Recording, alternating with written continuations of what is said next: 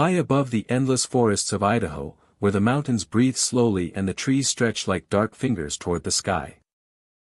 There are towers that were never meant to be occupied after sunset. They stand alone on remote peaks, miles from the nearest road, miles from help. Surrounded by silence so deep it feels alive. During the day, these fire lookouts watch for smoke and flames. But at night, something else watches from them. Windows glow with no light source. Stairs creak with no one climbing. Radios crackle with voices that do not belong to the living. Backcountry rangers tell stories in hushed tones. Of footsteps circling the tower at midnight. Of faces appearing in the glass. Of voices calling from the trees below, begging to be let inside. Some say these towers remember every soul that ever stood watch there. Some say the isolation opens doors to things that should remain unseen. And some say that once the sun goes down, the lookout is no longer yours. Tonight, we climb into the darkness. To the most haunted backcountry fire lookouts in Idaho. Places where the forest never sleeps. And where you are never truly alone. Hello, my dear friend. I am truly grateful you chose to spend this night with me. I hope you are somewhere safe and warm, because the places we are about to visit are anything but. Idaho is known for its vast wilderness. Endless forests, towering mountains, and remote backcountry where silence reigns. Scattered across these landscapes are old fire lookout towers. Built decades ago to spot wildfires before they spread. Many of them are abandoned now. Others are still used by lone watchmen who spend weeks completely isolated. And that isolation changes people. Rangers speak of strange occurrences. Of radios turning on by themselves. Of footsteps on metal stairs when no one is there. Of something pacing the catwalk outside the tower, just out of sight. Some lookouts were built on sacred land. Some witnessed deadly fires. Some became the last refuge for people who never made it back down. The forest remembers everything. Before we begin, let me ask you something. If you were alone in a fire lookout tower at night, miles from anyone else, and you heard slow footsteps climbing the stairs toward you, would you open the door to see who it is, or stay silent and hope it goes away? Now breathe slowly.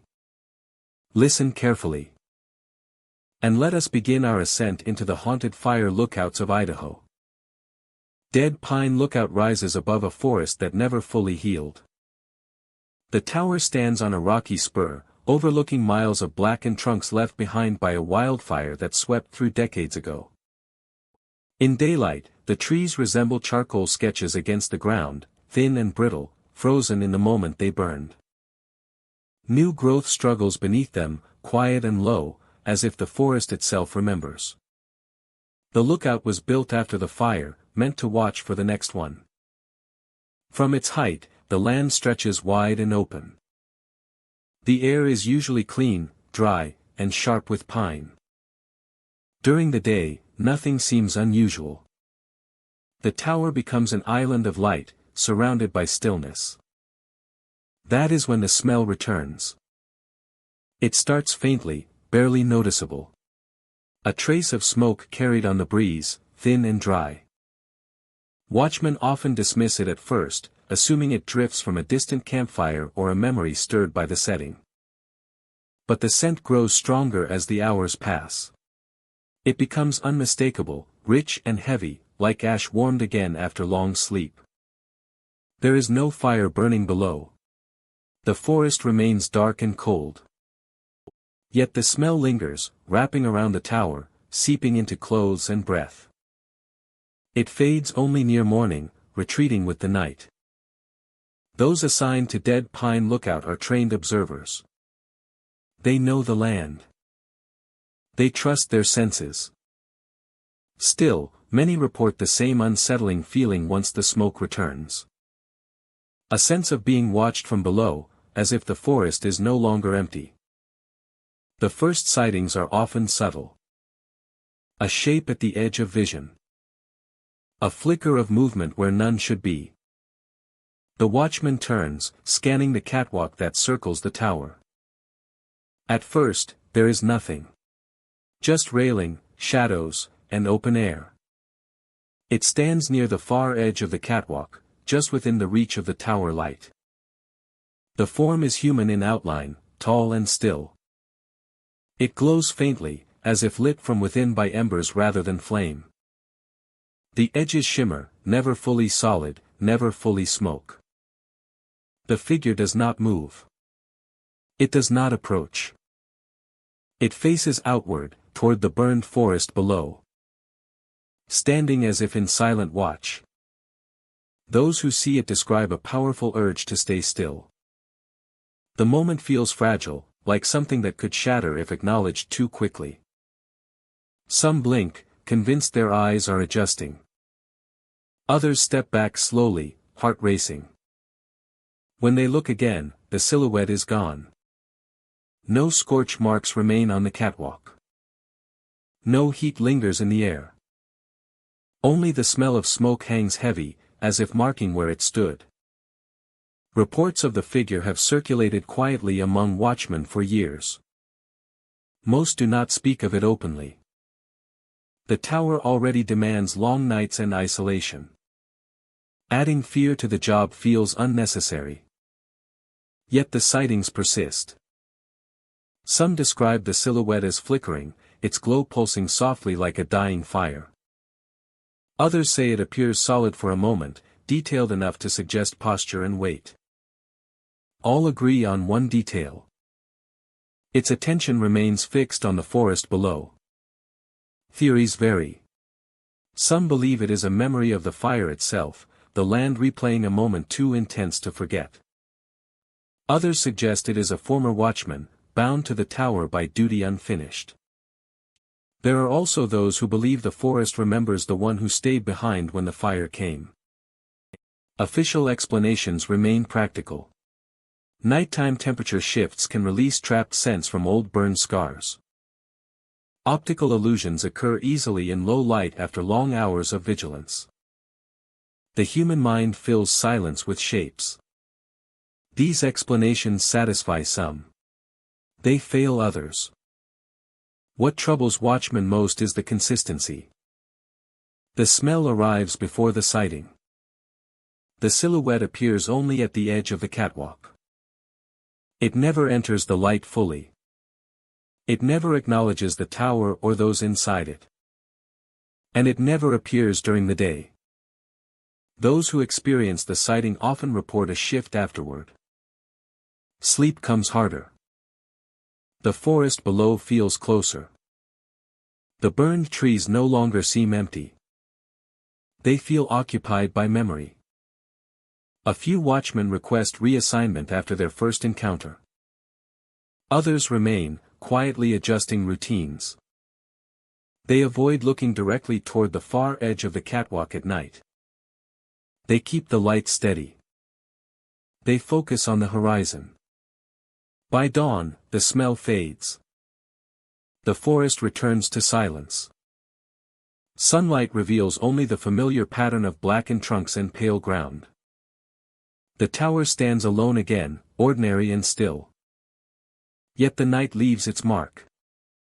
Dead Pine Lookout continues to serve its purpose, watching for fire in a land shaped by one long ago. But when darkness falls, and the scent of smoke drifts upward once more, the tower becomes something else. A place where the past does not rest easily.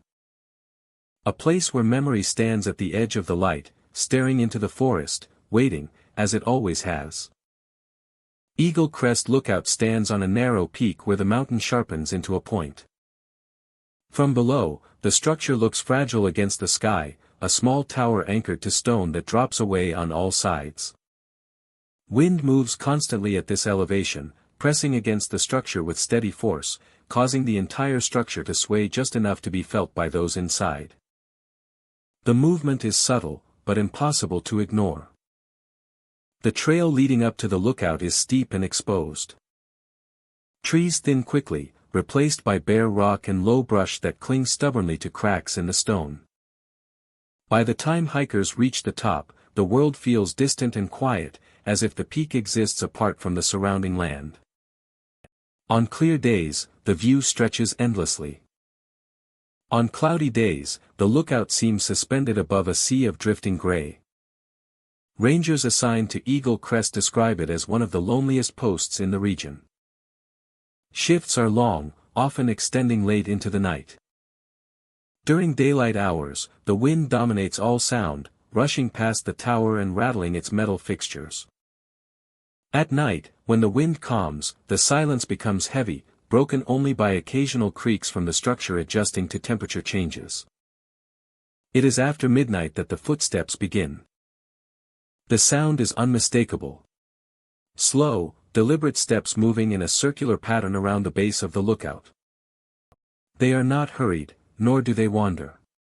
Each step lands with consistent spacing, as if someone is calmly walking a familiar route.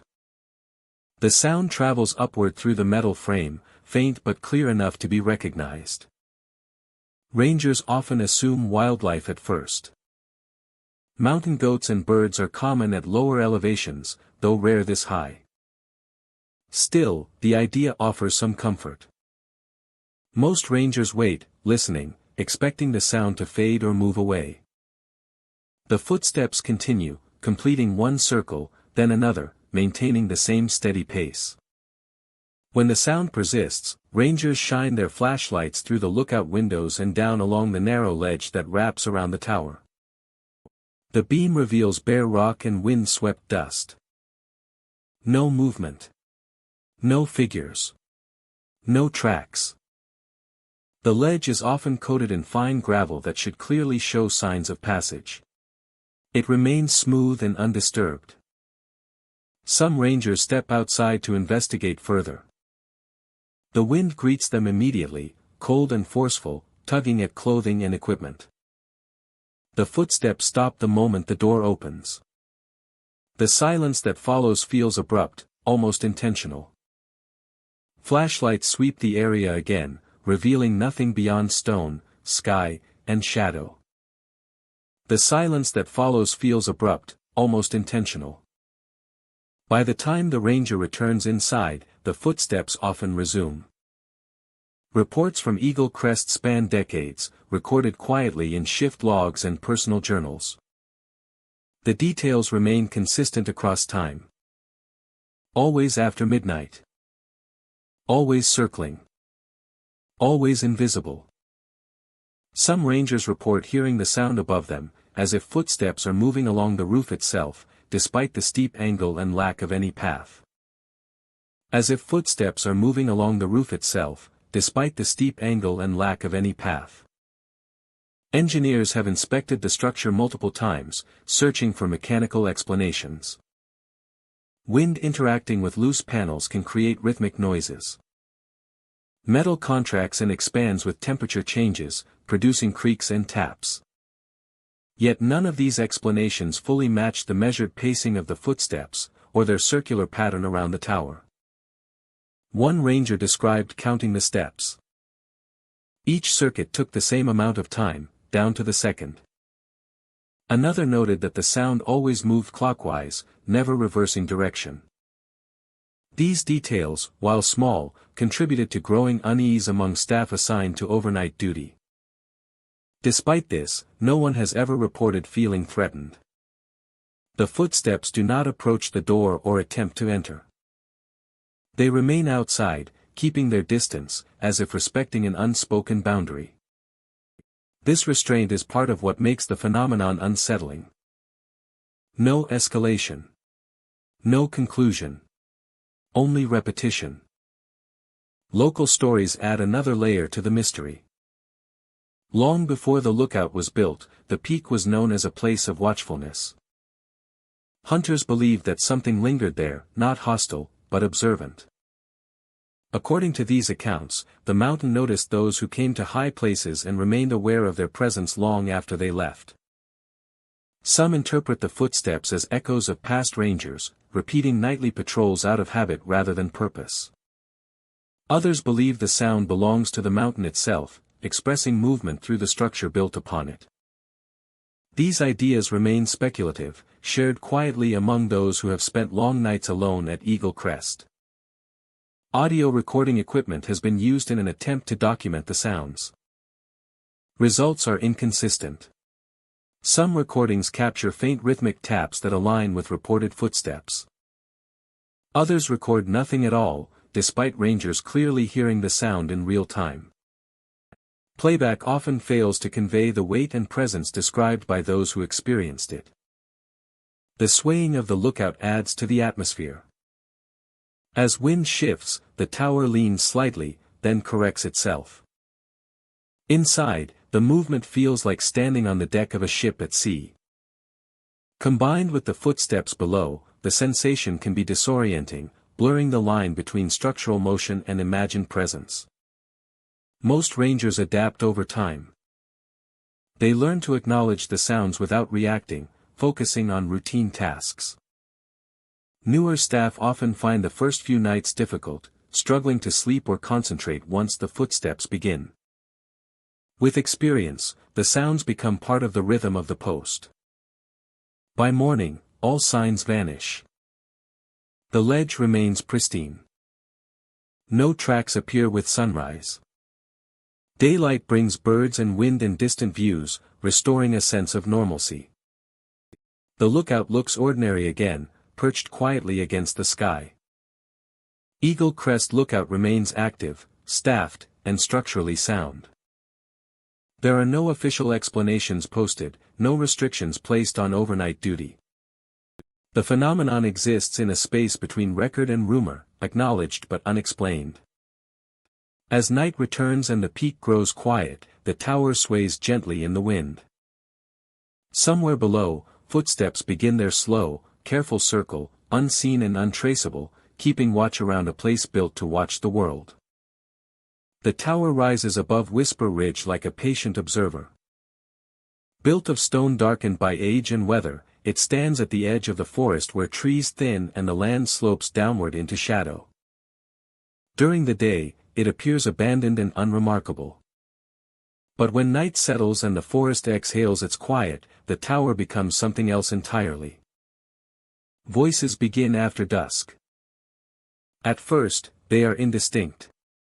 Soft murmurs carried between trees, easily mistaken for wind passing through branches. But as darkness deepens, the sounds grow clearer. Words form slowly, carefully, as if shaped by unseen mouths testing the air. They do not shout. They whisper, low and deliberate, threading through the forest with unsettling precision. Watchers stationed near the tower report the same pattern. The voices arrive in waves. A pause. Then another whisper, closer this time. Warnings are spoken without urgency, as if already known. Do not linger. Do not climb. Do not listen too closely. The tone is calm, almost thoughtful, which makes the message harder to ignore. Some hear names. Not shouted, not repeated, but spoken once, softly, as if confirming something. The name instantly recognizable to those who listen. The silence that follows is almost palpable. The forest is quiet, except for the sound of a distant stream. The name still echoes in the silence. The forest is still, except for the sound of the name. Leaves do not rustle when the whispers pass. Animals grow still. Even insects quiet briefly, as if the entire ridge is listening along with those who stand awake. The voices drift closer to the tower, circling it slowly, until direction becomes impossible to determine. Sound arrives from everywhere at once, then nowhere at all. Those who approach the tower report a subtle change. The whispers no longer feel external. They lose the echo of distance. And gain something more contained. Some watchers place their hands against the stone walls and feel faint vibrations beneath their palms. The tower, it seems, is not amplifying the voices. It is holding them. Inside the tower, the effect intensifies. The walls are thick, layered with stone stacked carefully generations ago. At night, these walls seem to breathe with sound. Whispers emerge from behind the stone, sliding through cracks and seams. They do not grow louder, but they feel closer, intimate, as if spoken directly into the ear from just behind the surface. The voices are never chaotic. They speak one at a time.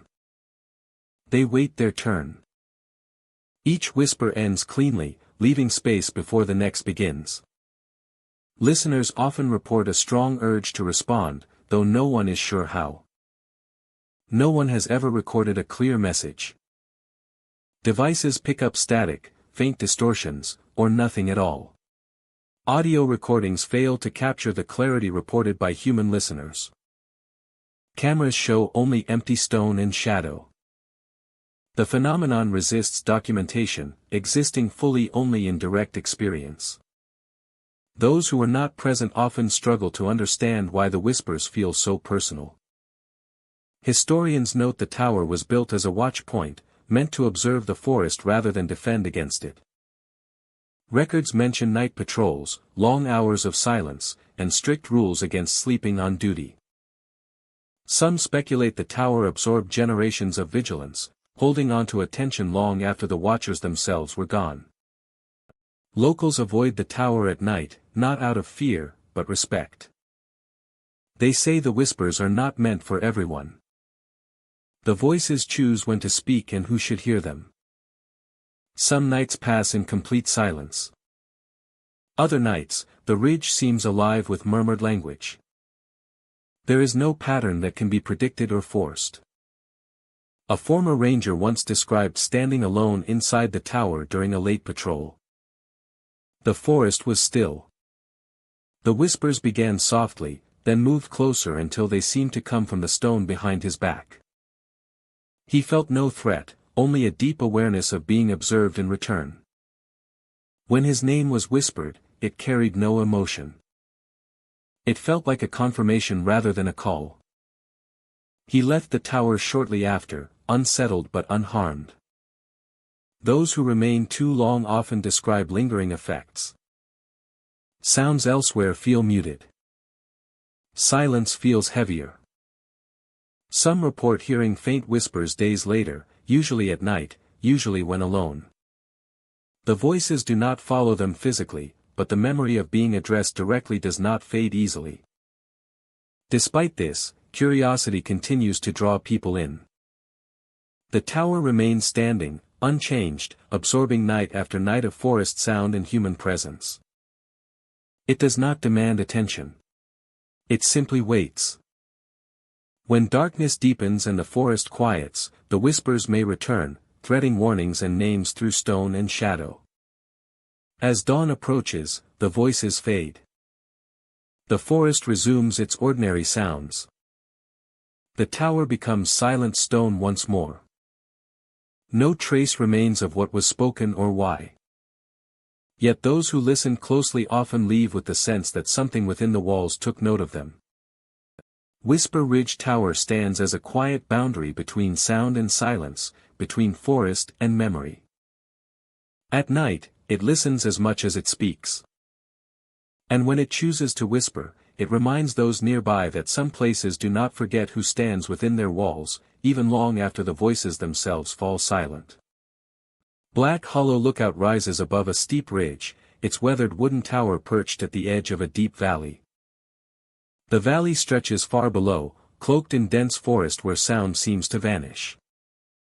Even the loudest calls fade quickly, absorbed by the hollow, leaving an eerie silence that presses against the ears and mind. As though the land itself holds its breath. Visitors ascending the tower notice the shift in atmosphere immediately. The air grows colder and heavier as they climb, carrying the scent of wet wood, moss, and distant earth.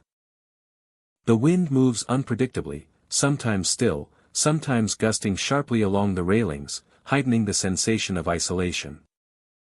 Once atop the tower, the valley below seems to stretch farther than maps or memory allow, a dark expanse where even sound does not reach. Radio equipment left in the lookout exhibits strange behavior. At first, radios function normally, crackling with static, carrying the faint hum of distant stations. Then, unexpectedly, the static gives way to the sound of slow, deliberate breathing. It is deep and heavy, measured in a way that seems almost alive. The noise fills the room and the platform, vibrating through the Tower S structure, yet no one is visible below or above. Turning the radio off does not stop the sensation immediately. The air itself seems charged with presence, a lingering tension that makes the spine prickle. When the radio is powered back on, the breathing returns in perfect rhythm, resonating as if from a source beneath the tower itself. Visitors report the sound is unnerving, both intimate and invasive, creating the impression that they are being observed without explanation. The valley enhances the effect. The forest absorbs sound, muffling footsteps and conversation, making each signal from the radio more pronounced. Mist often rises from the slopes, curling along trees and rocks, diffusing light and adding depth to the shadowed landscape. The combination of visual isolation and auditory anomaly produces a heightened state of awareness. A sense that every movement and breath is amplified. Movement is often sensed before it is seen. Shadows shift across the wooden floorboards of the tower, or along the platform, though no one else is present. The air feels denser near the edges, carrying an almost imperceptible pressure that draws attention outward. The breathing itself has a rhythm that is difficult to ignore. Deep, slow, and measured, it seems to match the pulse of those who listen closely. Some visitors report a synchronizing effect, a sensation of heartbeats aligning with the cadence of the sound. The effect is both calming and unsettling, a paradoxical combination that grips attention and evokes a primal response. Sound behaves unusually within the tower. Ordinary noises, such as footsteps on wood or the wind through cracks, sometimes echo oddly, stretching unnaturally before fading. Even a whisper can carry, bouncing off walls and beams, blending with the breathing from the radio in ways that make directionality difficult to perceive. The result is a layered soundscape where presence is suggested rather than revealed. Fog and darkness intensify the phenomenon. At night, the valley is obscured, shadows lengthen across the platform, and the forest below becomes a featureless void. The radio's breathing is sharper, more pronounced, and the sensation of being observed increases. Mist curls along the tower's railings and posts, shifting patterns of light and shadow in a way that aligns eerily with the rhythm of the sound. Standing still atop the lookout heightens perception. Every vibration, every subtle shift in air, every faint sound is magnified. Observers report the feeling of being enclosed in the breathing itself, caught in a pattern that repeats with hypnotic precision. Shadows seem to move with the rhythm, and the fog below stretches into shapes that are ambiguous but suggestive, enhancing the sense of mystery. As dawn approaches, the valley lightens and the fog recedes. The breathing on the radio becomes intermittent, fading to static before silence returns. The tower itself seems quieter, though the memory of presence lingers. Hikers describe a lingering tension, a sensation of weight in the air, and the uncanny awareness that the valley remains unchanged, still absorbing sound and holding secrets below. Leaving Black Hollow Lookout does not erase the experience. The sensation of rhythmic breathing. The impression of unseen presence. And the valley's capacity to silence ordinary sound remain in memory. Visitors carry with them the knowledge that this place operates beyond ordinary perception. A site where natural silence and mechanical anomaly converge to create an environment both beautiful and unnerving. Black Hollow Lookout endures as a liminal space, where observation and isolation combine. The valley swallows sound, the radios reveal a rhythm without source. And the tower amplifies awareness. Breathing resonates through wood and air. Shadows shift along the platform. And the fog moves in concert with perception. It is a place where presence is felt rather than seen, a reminder that even in silence, the world can communicate in ways both subtle and profound.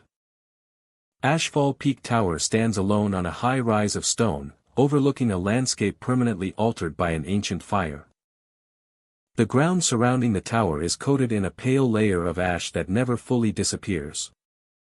Decades of rain and wind have failed to wash it away. Each step across the peak leaves a faint imprint that lingers longer than expected, as if the land is reluctant to forget. During the day, the ash lies still.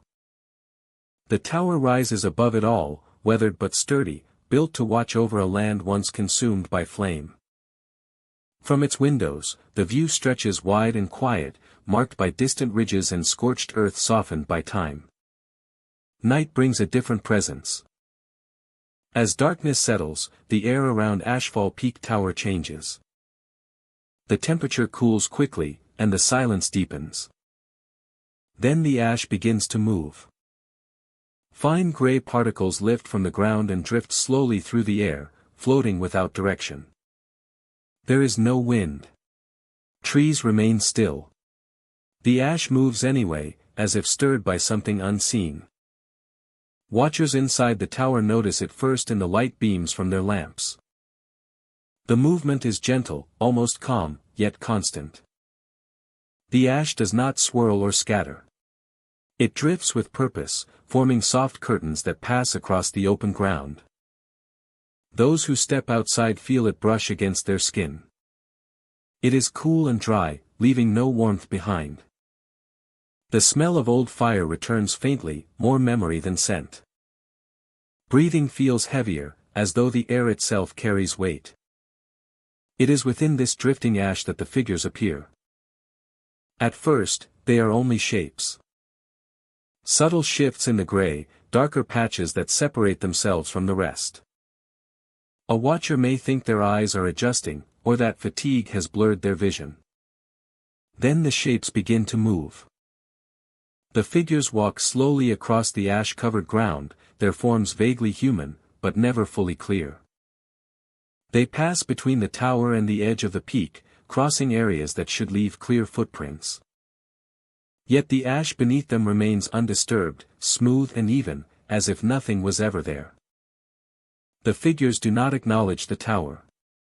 They do not look up or change direction. Their movement is steady and quiet, paced like travelers with nowhere urgent to be. Some fade into the ash before reaching the edge of sight. Others simply dissolve, their outlines breaking apart into drifting particles. Witnesses report a strange calm when watching them. Fear rarely arrives first. Instead, there is a deep stillness, a sense that interrupting the moment would be wrong. The figures feel like part of the environment, as natural as the ash itself. Attempts to record the phenomenon have failed. Cameras capture empty ground and drifting particles. But no distinct forms. Sensors detect no changes in temperature or air pressure. The ash behaves normally under measurement, settling when disturbed, lifting again when left alone. Explanations vary. Some believe the ash holds static electricity, causing it to lift and move in unusual ways after dark. Others suggest temperature inversions trap fine particles near the ground, creating illusions of movement. The human mind, tired and alert in isolation, fills the gaps with imagined forms. Yet these explanations do not account for consistency. The figures are always upright. Always moving forward. Always leaving no trace behind.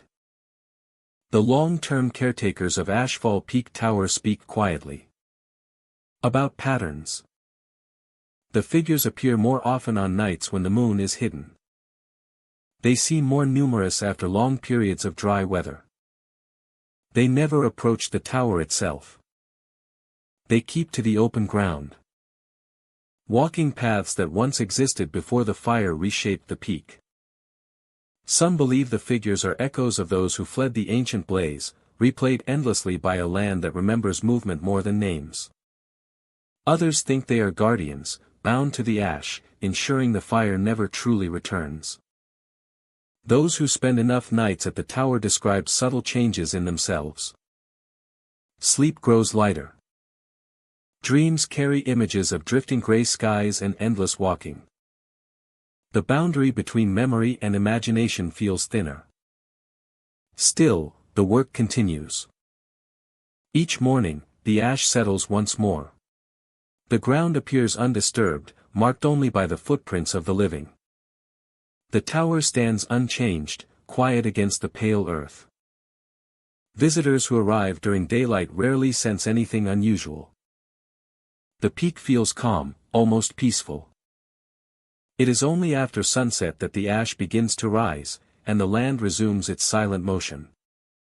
Ashfall Peak Tower remains a place where the past refuses to stay buried. The fire may be long extinguished, but its presence lingers in the smallest particles, lifted gently into the night. And when the figures pass through the drifting ash, leaving no mark behind them, the tower watches in silence, bearing witness to a landscape that remembers walking even when no one remains. Cold Stair Lookout stands on a wooded rise where fog often settles long before sunset. The tower itself is simple, a steel frame anchored into stone, rising above the trees just enough to see the surrounding valleys. From a distance it appears ordinary, functional, and quiet. Yet those who climb it quickly notice something that does not match the environment around it. The metal stairs leading upward are always cold to the touch. This remains true regardless of season. In summer heat, when the air is warm and insects buzz in the trees, the handrail feels like it has been kept in shade and ice. In winter, when frost coats the ground, the metal seems even colder than it should be, pulling heat from the skin instantly. Rangers joke about it at first, but no one can explain why the temperature never seems to change. The climb to the top is long and narrow. Each step rings softly underfoot, the sound traveling upward through the hollow frame. Wind moves freely through the structure, carrying the scent of pine and damp earth. Halfway up, the forest canopy drops away, replaced by open air and distant views. The stairs continue straight toward a small platform sealed by a metal trapdoor. The trapdoor is solid and heavy, fitted with a simple handle and latch. When closed, it seals the lookout room above from weather and animals. Rangers open and close it dozens of times during a shift, rarely thinking about it. During daylight, the stairs are nothing more than a quiet ascent to a watchful post. At night, the experience changes.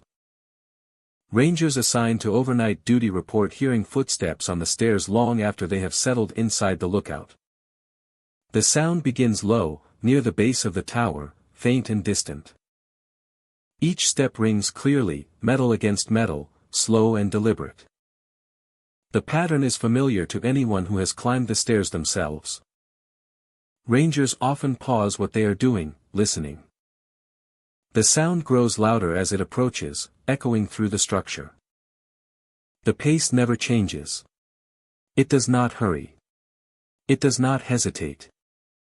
The footsteps continue upward until they stop just below the trapdoor. Then there is silence. In that silence, the cold becomes more noticeable. The air inside the lookout feels heavier, still. A moment later, the handle on the trapdoor begins to move. It rattles softly at first, then with more insistence, as if tested by an unseen hand. The latch never lifts. The door never opens. No one ever enters. When rangers stand and look down through the small inspection window, the stairs are empty. Flashlights reveal bare metal steps stretching downward into darkness. There are no shadows moving between the beams. No sounds of retreating footsteps. The presence simply ends at the door. This pattern has repeated for decades. Maintenance crews have inspected the stairs repeatedly. They have checked for loose panels, thermal contraction, and wildlife activity. The structure is sound. There are no loose components near the trapdoor. That could cause the handle to move on its own. Temperature sensors placed on the stairs confirm the unusual cold, but provide no explanation. Some rangers believe the cold is connected to the sound. They describe feeling a drop in temperature just before the footsteps begin, as if the metal is responding to something approaching. Others say the stairs always feel cold, but the sensation becomes more intense during these moments, sharper and more noticeable. Not every night brings the footsteps.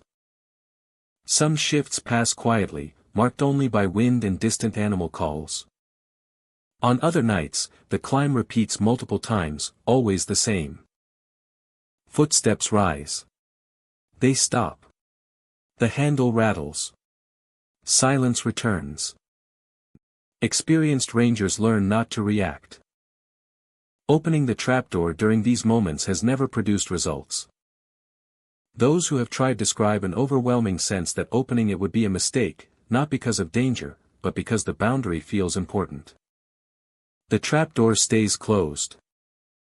Local stories add their own explanations. Some say the tower was built along an old path, one once used regularly before the forest grew back.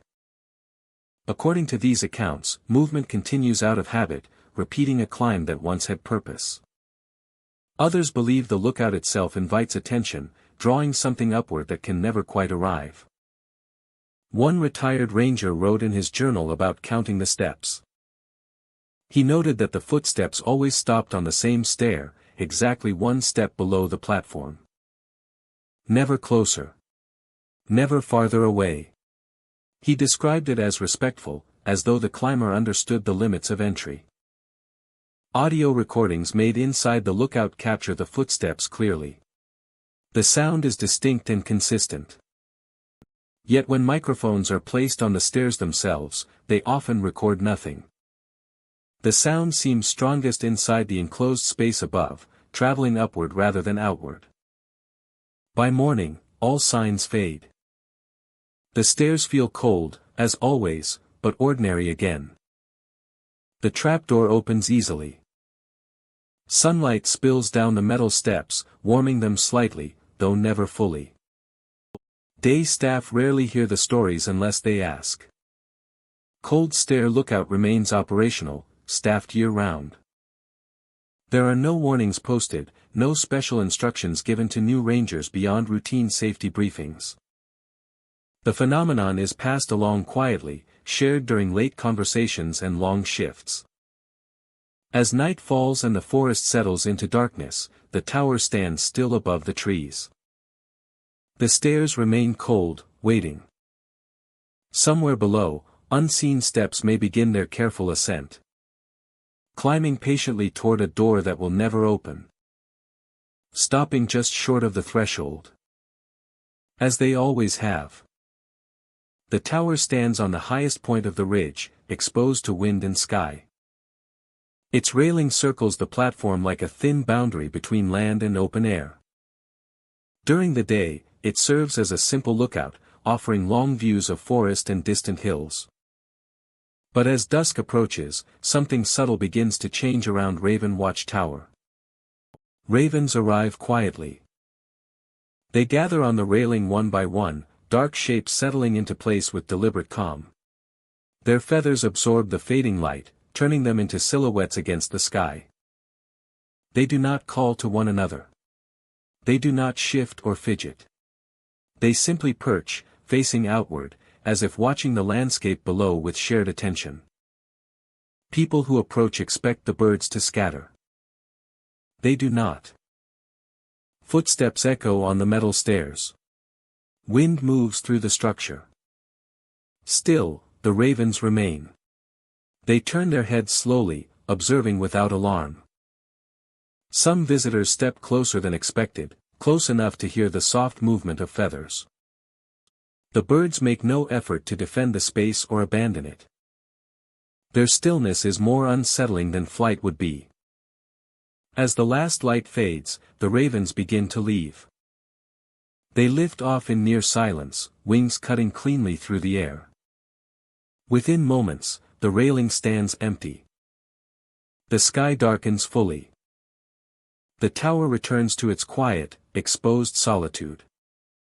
Those who remain often feel relief, assuming the unusual moment has passed. That is when the shadows begin to move. Under moonlight or distant starlight, dark shapes stretch across the platform floor and along the inner walls of the tower. At first, they resemble ordinary shadows cast by the railing and supports. But careful watchers notice something wrong. The shapes shift even when nothing blocks the light. The shapes move with intention, sliding and reforming along surfaces where no birds remain. They stretch into familiar outlines, elongated beaks, curved wings, hunched forms that suggest perched bodies without substance. These shapes do not detach from surfaces. They cling to metal and stone, flowing along edges and corners. Their movement is slow, almost thoughtful, as if retracing remembered positions. No sound accompanies them. The shadows continue to adjust, overlapping and separating, as though responding to something unseen. Some watchers report the sensation of being observed again, not by eyes, but by presence, quiet and persistent. Attempts to explain the phenomenon have fallen short. Lighting conditions can create unusual effects, but measurements show consistent patterns across different nights and phases of the moon. The shadows move even when light sources remain fixed. Cameras capture only partial evidence, shapes that blur or vanish on playback. What feels obvious to the eye becomes uncertain on screen. Local caretakers speak cautiously about the tower. They say the ravens choose the railing for reasons older than the structure itself. Long before the tower was built, birds gathered on the ridge at dusk. The lookout simply gave them a place to land. The shadows, they believe, are not tricks of light but impressions, echoes left behind by repeated presence. Ravens are known for memory. They return to familiar places. They recognize faces. They observe patterns. And respond intelligently. Some suggest the birds leave more than footprints behind. That their attention, focused night after night on the same spot, leaves an imprint that lingers when they are gone. Those who stand alone on the tower at night often feel compelled to stay still. Movement draws the shadows closer. Not aggressively, but curiously. When a person shifts position, a nearby shadow may slide along the floor, adjusting as if to maintain proximity. Stepping away causes the shapes to stretch, then slowly return to the railing area. Never crossing beyond the platform itself. The shadows do not follow down the stairs. They remain bound to the upper level, confined within the circle where the ravens gathered. This boundary seems important. The phenomenon does not spread into the forest or sky. It belongs to the tower and the moment between dusk and dawn. By early morning, the shadows fade. As the first light returns, the shapes lose definition. They thin and dissolve into ordinary darkness, leaving behind nothing but cold metal and stone. When the ravens return the next evening, they perch exactly where they did before, unbothered, calm, as if nothing unusual occurred. Visitors who witness the shadows often struggle to describe the experience. There is no threat, no sudden movement, no clear message. Yet the memory lingers. That presence can outlast form. The tower feels different afterward, heavier with meaning, quieter in a way that feels intentional. Some return night after night, hoping to understand. Others avoid the tower entirely after sunset. Not out of fear, but respect. The ravens seem to claim the space at dusk. Whatever remains after they leave does not welcome interruption. It exists on its own terms, patient and observant. Raven Watch Tower continues to stand against the sky, unchanged in structure, altered only by what gathers and departs each day. At dusk, the railing fills with dark wings and quiet eyes. At night, shadows remember where the birds once stood. And by morning, the tower waits again, empty and silent, holding the space until the ravens return to watch the world fade into darkness once more. Broken signal lookout rises above a dense forest on a narrow ridge, its weathered tower standing as a lone sentinel against the horizon. Once a functioning communication post. It lost radio contact years ago, severed from networks and modern signals. Yet visitors report that the equipment is far from silent. Radios, long abandoned, still emit voices that are faint, fragmented, and haunting.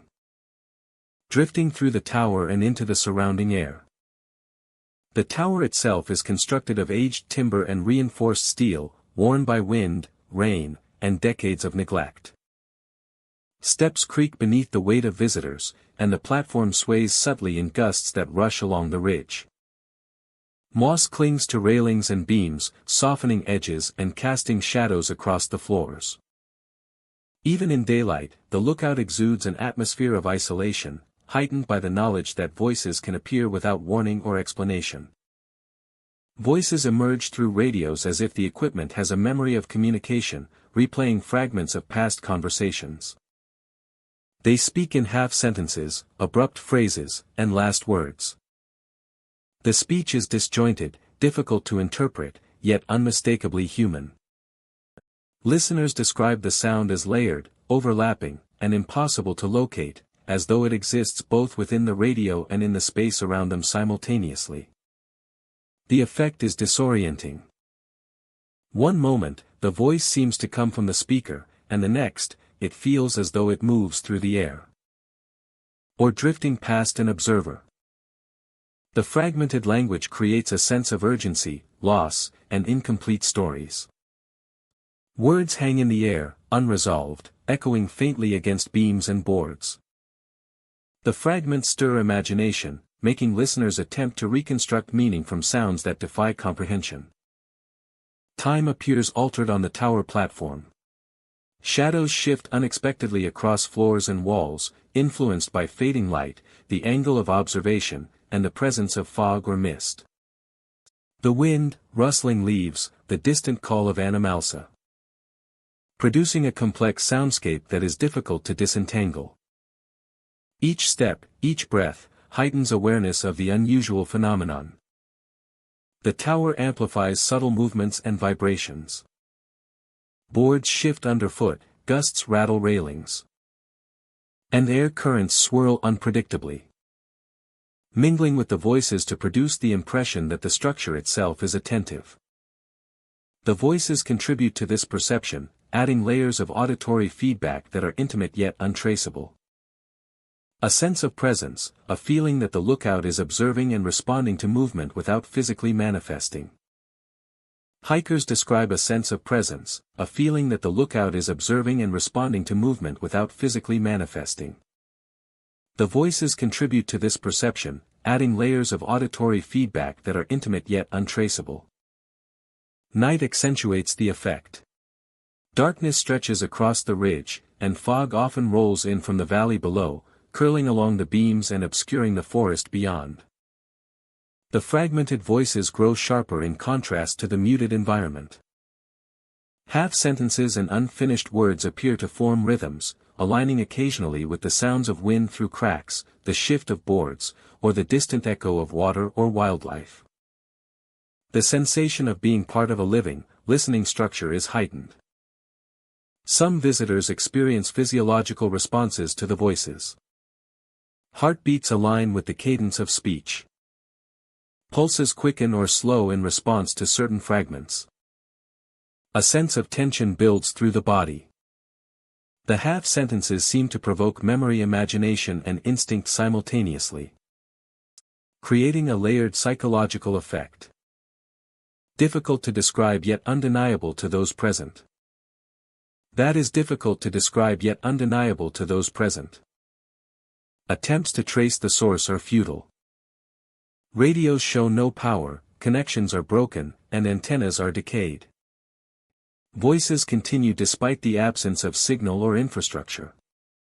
Moving the equipment, turning it on or off, or approaching different radios produces no predictable result. The phenomenon remains localized to the tower and its immediate surroundings, a puzzle that heightens the sense of isolation and mystery. Visitors report that the fragmented voices evoke emotion without context. Listeners hear joy, fear, urgency, or warning embedded in the tone, though the words themselves are incomplete. Half-sentences linger, unfinished phrases suggest events that cannot be understood, and last words hang, weighty and final.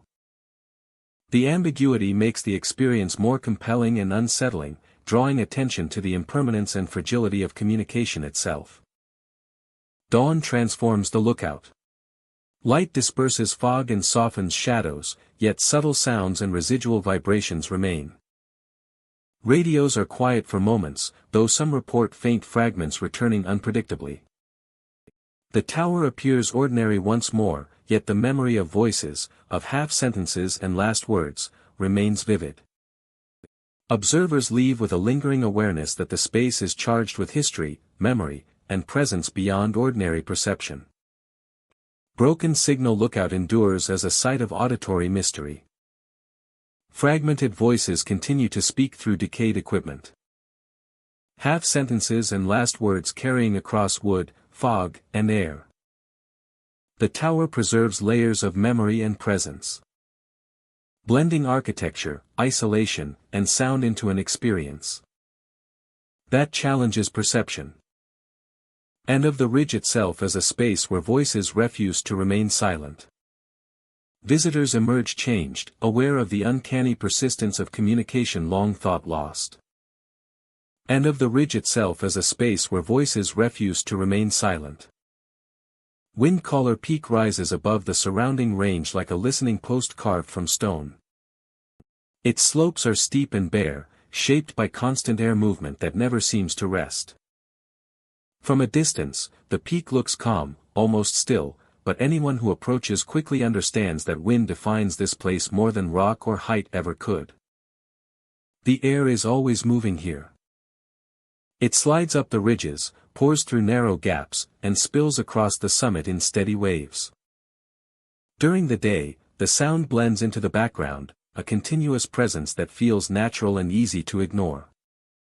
The wind hums, whistles, and sighs, never settling into silence. It is only when one stops walking that the pattern becomes clear. At certain points along the trail, the wind gathers into a low, rhythmic tone. The wind rises and falls in measured pulses, slow and deliberate. The sound carries a cadence that feels intentional, almost structured.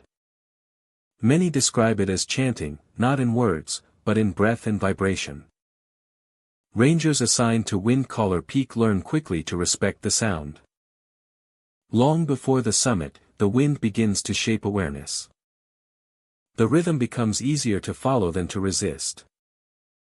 Steps naturally fall into time with it. Breathing slows without conscious effort. The peak itself is wide and open, offering clear views in every direction. There are no tall trees to break the flow of air, only scattered stone and low growth pressed flat by years of pressure. On calm days elsewhere, Windcaller Peak still sings. Those who spend time on the summit often describe a subtle shift in focus. Thoughts lose urgency. The past and future feel distant. Attention narrows to the sound, the steady rise and fall that seems to come from the ground as much as the sky. The chanting rhythm grows clearer, deeper, wrapping gently around awareness. Then time disappears. They wake later with no clear memory of falling asleep. The sun has shifted position. Hours have passed without sensation or dream. There is no feeling of fear when they wake, only confusion and a lingering calm that fades slowly. Clocks confirm the loss of time. Radios remain silent, untouched. Notes written earlier end mid-sentence. The body feels rested, yet the mind struggles to account for the missing hours. These episodes are not isolated. Reports stretch back years, shared quietly among those who work the peak. Most experience it only once. A few report multiple occurrences, each time with the same pattern.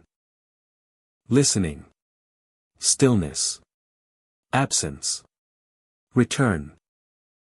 Medical evaluations find no illness or injury. Dehydration and fatigue are ruled out. Sleep disorders do not fit the circumstances. The rangers are alert, experienced, and familiar with long shifts in isolation. The wind remains the only constant. Scientists studying the area suggest explanations rooted in sound frequency and airflow. Certain low-frequency vibrations can influence brain activity, encouraging relaxation and altered states of awareness.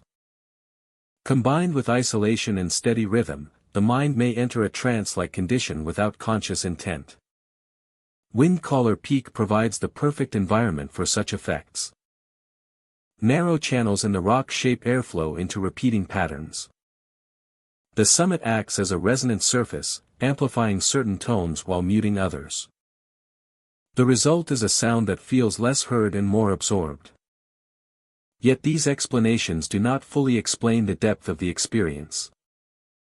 Some say the wind feels like it is listening back. On rare occasions, multiple people standing together report feeling the pull at the same time. One may notice the rhythm intensifying, while another feels sudden heaviness in the limbs. Training emphasizes movement in these moments. Walking breaks the pattern. The trance does not follow motion. Those who remain still too long are most at risk. There are no reports of harm. No one has failed to wake.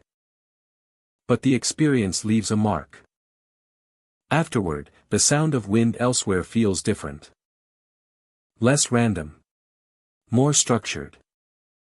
Some rangers find themselves listening more closely than before, unconsciously counting the rise and fall. Visitors to Windcaller Peak sometimes notice the chanting without understanding it. They pause, tilt their heads, and smile, commenting on the unusual sound. Most move on quickly, distracted by views or weather. The wind does not claim them. It seems to respond to familiarity and stillness, not curiosity. As night approaches, the rhythm deepens. The temperature drops, and the wind grows steadier. The chanting becomes slower, heavier, carrying across the summit with remarkable consistency. Those who remain after sunset are advised to keep moving, even if only slowly. The peak does not forbid rest. It invites surrender. By morning, the wind shifts. The rhythm breaks apart into irregular gusts. The chanting fades into ordinary noise. The summit feels lighter, less focused. Time behaves normally again. Windcaller Peak remains a place shaped by air more than stone. Its power is subtle, patient, and unforceful. It does not demand attention. It waits for it.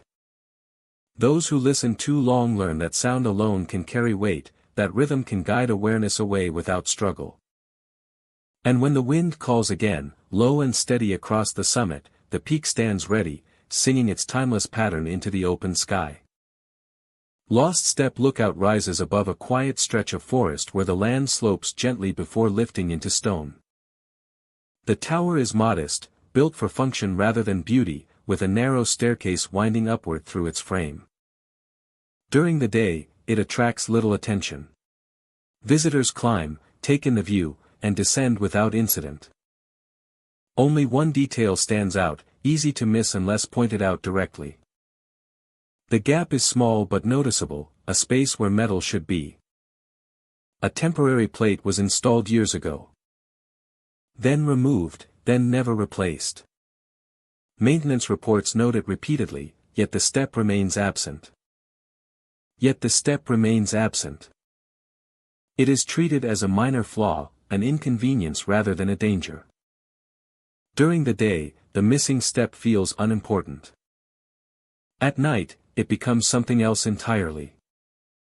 Those who climb the staircase after dark describe a subtle shift in awareness as they approach the gap. The forest below falls quiet, and the sounds of wind and insects fade. The metal steps amplify each movement, sending echoes upward and downward at once. Flashlight beams narrow vision, isolating the stairs from the surrounding structure. When a climber reaches the missing step, they step over it carefully, feeling for the next solid surface. That is when some report an unexpected sensation. A pressure appears beside their own foot, not heavy, not forceful, but distinct. It feels like another step landing exactly where the missing one should be. The sensation lasts less than a second. There is no sound to accompany it. No metal ring, no creak. Just the unmistakable awareness of shared movement. Most people freeze instinctively, gripping the railing, heart racing. Looking down reveals nothing. The stairs above and below are still. Those who continue climbing often feel watched, though no eyes are present. Others rush past the point, eager to reach the platform above. Some turn around and descend immediately, unable to shake the feeling that they were no longer alone on the stairs. Rangers assigned to Lost Step Lookout hear these reports regularly. At first, they attributed the sensation to balance shifts, muscle memory, or expectation. The mind anticipates the missing step and fills the gap with imagined input. This explanation satisfies some, but not all. What troubles rangers most is the consistency. The sensation is always reported on the same step. Always beside the climber, never ahead or behind. Always at night. No one reports it during the day, even when closing their eyes or climbing in silence. The timing is precise, as if something waits for the moment of crossing. Several rangers have experienced it themselves. One described feeling a clear downward pressure, like the weight of a foot settling briefly, then lifting away. Another said it felt synchronized, as though someone were climbing alongside them, matching pace perfectly but remaining unseen. None described fear in the moment.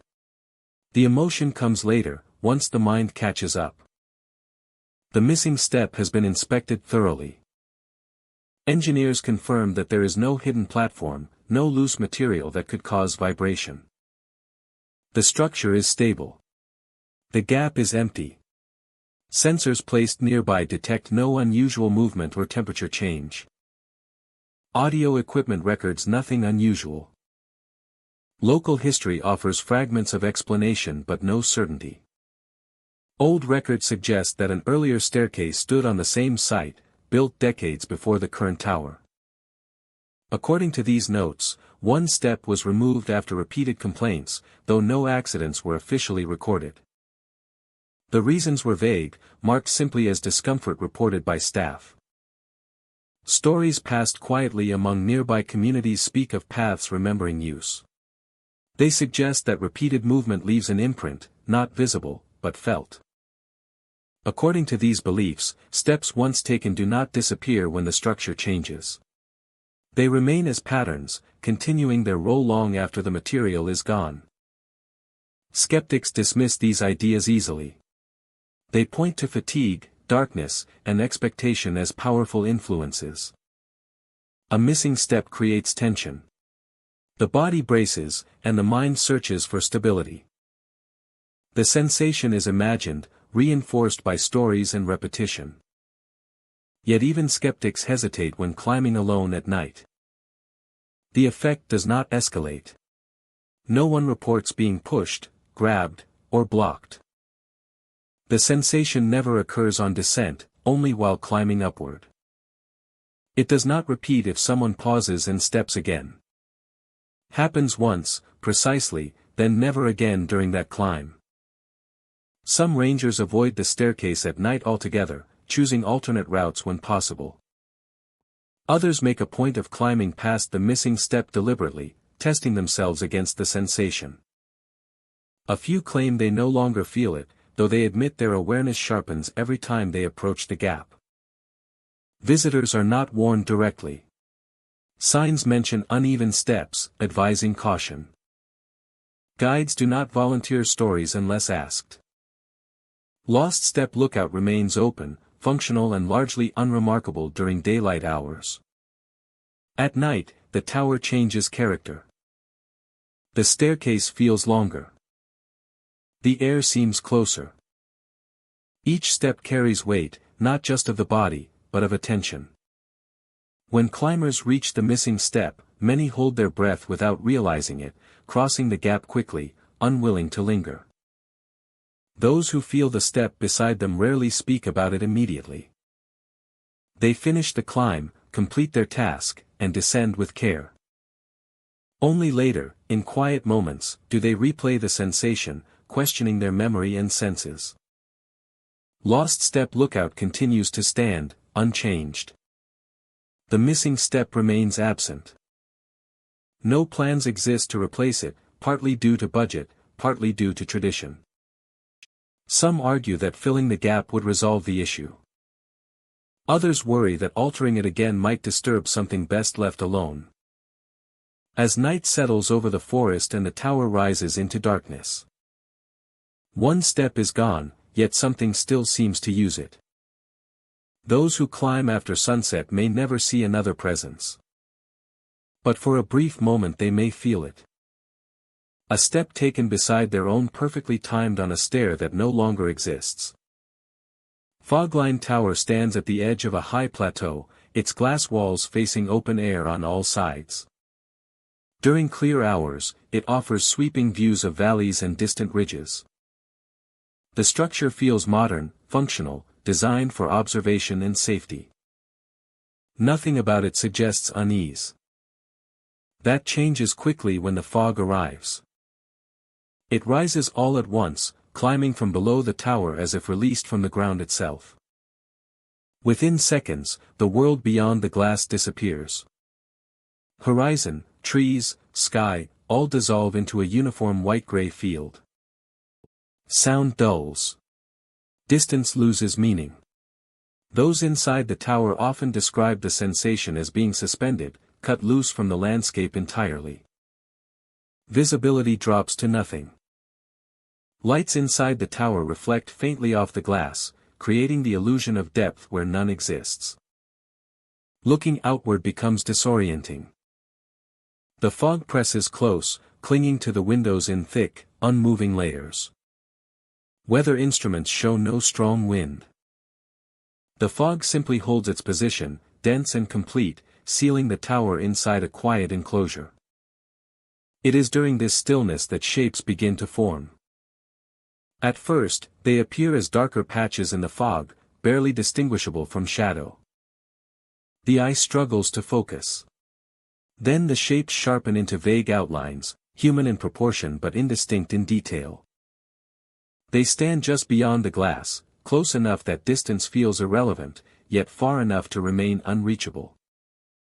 They remain still, positioned directly outside the windows, as if waiting. No faces can be seen. No features resolve. They are defined only by posture, upright and patient. The fog behind them remains thick, refusing to reveal where they came from or how many there might be. Then the tapping begins. It is soft at first, barely audible, like fingertips brushing glass. The sound is careful, measured, never hurried. One tap, then a pause. Another tap, slightly closer. The tapping continues until it is noticed. Observers report that once the sound is consciously recognized, it changes subtly. The taps become more evenly spaced, more deliberate. They do not knock harder. They do not attempt entry. They simply wait to be acknowledged. What counts as acknowledgement is unclear. Some say making eye contact through the glass is enough. Others report that speaking aloud, even quietly, causes the tapping to stop. A nod, a whispered word, or simply focusing fully on the figure seems to satisfy whatever requirement exists. Once acknowledged, the figure withdraws slightly, fading back into the fog. Ignoring the tapping does not make it stop. In fact, prolonged silence often intensifies the sensation inside the tower. The fog appears thicker. The space feels smaller. The tapping continues, steady and calm, never escalating, never fading. Researchers studying Fogline Tower have found no evidence of intrusion. Sensors detect no pressure changes on the glass. Cameras record only fog and reflection. Audio equipment captures faint sounds that could be attributed to temperature shifts. Yet eyewitness accounts remain consistent. The figures appear only during sudden fog events. They remain just outside. They tap until acknowledged. Local staff have developed quiet protocols. When fog rises rapidly, observers are advised to remain calm, stay inside, and acknowledge any presence without panic. No instructions explain how or why this works. The guidance is based purely on experience. Those who follow it report shorter fog events and fewer lingering sensations afterward. There is no record of harm. No one has been taken. No glass has been broken. The figures never force entry. The experience is unsettling but contained. It feels less like a threat and more like an interaction governed by rules that are not fully understood. Some speculate the tower itself plays a role. Its glass walls create a boundary that invites recognition. Inside and outside become clearly defined. The figures may not be approaching the tower at all. They may already be there, revealed only when the fog removes everything else. Others believe the figures are reflections. Not literal reflections in glass, but of human presence itself. The tower draws watchers. The fog draws inward focus. The figures appear where attention concentrates, responding to awareness rather than causing it. This theory offers comfort but no proof. When the fog finally lifts, it does so as quickly as it arrived. The white field thins, light returns, and the landscape snaps back into place. Valleys reappear. Trees regain their shape. The glass shows nothing but ordinary reflections. No marks where tapping occurred. Those who experienced the figures often stand quietly afterward. The world feels louder. Space feels wider. Some report lingering impressions, a sense of having been observed closely but without judgment. Fogline Tower continues to operate normally. Visitors come and go. Most never witness the phenomenon. But those who do carry the memory with them, precise and difficult to dismiss. They remember the stillness, the fog, the figures just beyond reach. And they remember the tapping. Soft. Patient. Waiting to be noticed. When fog rises again around the tower, the glass will disappear into white. Shapes may form. The tapping may return. And once more, the boundary between observer and observed will thin. Asking only for acknowledgement before the fog releases its hold. And the world resumes its familiar shape. Iron Spine Lookout stands atop a jagged ridge, its skeletal metal framework reaching skyward like the backbone of some immense creature. The tower has weathered decades of wind, ice, and rain, yet it appears to move under its own accord. Visitors report groans and creaks that echo unnaturally through the structure, metal bending and popping without visible cause. The sounds are deep and resonant, vibrating through the air and along the beams in ways that suggest the tower is more than an inanimate object. The approach to Iron Spine Lookout is steep and treacherous. Trails wind through rocky outcrops and dense forest. Each step carrying the hiker closer to a vantage point. The ground beneath is uneven, layered with loose stone and roots, forcing careful navigation. Even from a distance, the tower seems to pulse subtly.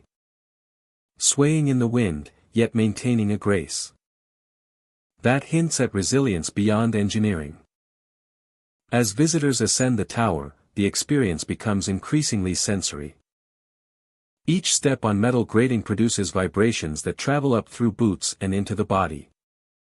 The groaning intensifies at times, coinciding with gusts of wind or moments of stillness, as though the structure is breathing. Observers often describe the sensation of anticipation, a tension that grows with every floor climbed, and the awareness that the tower has presence as well as form. Metal beams and bolts produce small, spontaneous pops and snaps. These noises occur without discernible pattern, startling hikers, and amplifying the sense that the lookout is alive. The sound resonates in layers, reverberating through corners and along supporting braces, creating an auditory illusion of motion. Shadows stretch and shift as light passes through the framework, further enhancing the feeling that the tower itself is observing movement from within. The wind interacts with the structure in unexpected ways. Gusts that should pass smoothly over the tower are twisted, creating harmonics that resemble sighs or exhalations. Even when air is still, vibrations persist, subtle yet unmistakable. Hikers often pause mid-ascent, noticing the rhythm of the groans and pops, aligning them with the sway of the beams and the shifting of shadows. The tower's responses appear to anticipate motion, producing an uncanny synchrony with those who enter it. Fog and mist heighten the atmosphere. Shadows of the framework stretch through the mist, transforming the tower into a lattice of movement and potential. The interaction of light, shadow, and sound creates a layered perception, where the structure seems to breathe and shift independently of natural forces. Visitors often describe a visceral effect. The groaning and popping resonate physically, pressing against the chest and legs. Some feel a subtle shift in balance as if the floor itself responds to presence. The combination of auditory and tactile stimulus produces heightened awareness, a sense that the tower communicates through movement, vibration, and sound. The experience is immersive, challenging ordinary perception of structure and environment. Even small details become amplified. Loose bolts or minor corrosion seem to pulse in rhythm with the groans. Shadows on graded floors resemble ribs or spines flexing in time with creaks. Observers report a sensation of shared breath, as though the tower is inhaling and exhaling in concert with the wind and footsteps. The effect is hypnotic, drawing attention to both the fragility and the vitality of the structure. Night intensifies perception. Darkness deepens shadows, and mist often envelopes the tower, obscuring distances and blurring edges. Sounds of metal groaning become sharper and more distinct, echoing across the valley and along the ridge. The occasional pop of a bolt or sudden shift of a beam is startling, producing a sense of unpredictability. Hikers report a heightened tension, an awareness that the structure is present and attentive, beyond ordinary comprehension. Standing atop Iron Spine Lookout, observers are acutely aware of the combination of sight, sound, and sensation. The valley below is a shadowed void, fog curling along cliffs and trees. Groans and pops resonate through beams and floor plates, vibrating through boots and up the spine. Shadows move with rhythm, mist drifts unpredictably, and wind interacts with metal to produce tones that feel both musical and ominous. The structure seems alive, responding to presence and movement with deliberate subtlety. As dawn approaches, the tower quiets. Groans become less frequent, and the sensation of motion eases. Shadows shrink, mist lifts, and the valley reappears in soft light. Yet memory retains the experiency of the sound, vibration, and perception of life within the tower. Visitors leave with the lasting impression of a structure that exists in a space between material and animate, a sentinel that observes, breathes, and resonates long after they have descended the ridge. Iron Spine Lookout endures as a place where metal and environment converge in uncanny harmony. Its groans, pops, and rhythmic vibrations create the sensation of life within the structure. Shadows, mist, and wind reinforce the effect, producing an immersive experience that challenges ordinary understanding of architecture and perception. The tower remains alive in sound, movement, and memory, a sentinel upon the ridge that continues to breathe and watch, long after human presence has departed. Pine Widow Lookout stands on a narrow rise above a dense forest of tall pines, their needles dark and tightly packed. The tower was built for long watches and quiet hours, a place meant for patience and solitude. From its windows, the land stretches in every direction, a wide sweep of green broken only by distant ridges and winding trails. During the day, the lookout feels calm and ordinary. Sunlight filters through the trees. The structure creaks softly as it warms. Inside, the space is simple. A small table by the window. A pair of old rocking chairs positioned to face the view, placed there decades ago for long hours of observation. For long hours of observation. The history of the tower is not widely discussed. Records note that a former watcher died alone here many years ago. Discovered after days of silence. No signs of struggle. No clear cause beyond isolation and time. The lookout returned to service not long after, its purpose unchanged. Night transforms Pine Widow Lookout. As darkness settles, the forest below becomes a mass of shadow and movement, though no wind stirs the branches. Lights turn on by themselves. A lamp left dark suddenly glows, steady and bright. Switches are found flipped into place without sound. Sometimes the light fades again after minutes. Other times it remains on until morning. Electrical checks reveal no faults. Power lines remain stable. The timing feels deliberate rather than random. Watchers often notice the lights only after they have been on for a while, as if the tower waits for attention before making itself known. Then there are the chairs. The rocking chairs sit near the windows, their curved runners worn smooth by years of use. In still air, without vibration or breeze, they begin to move. The motion is gentle, slow, and steady. Back and forth, never abrupt. The sound is soft, a quiet rhythm of wood against floor. Those who witness it often freeze, listening. The movement does not increase when observed. It does not stop either. The chairs rock as if occupied, though no weight presses into the seat. Some watchers report both chairs moving at once. Others see only one. The pattern varies, but the timing remains consistent. The rocking usually begins after midnight, when the forest is at its quietest. No footsteps accompany it. No voices. Only the steady motion, patient and calm. Those assigned to Pine Widow Lookout are trained to document unusual events. Logs describe lights activating without cause. Chairs found angled differently than they were left. Objects shifted slightly, never far, never damaged. Always subtle. What unsettles most is the feeling of presence. The tower does not feel hostile. There is no sense of threat or urgency. Instead, watchers describe the sensation of not being alone, even when they know they are. It feels like company rather than intrusion.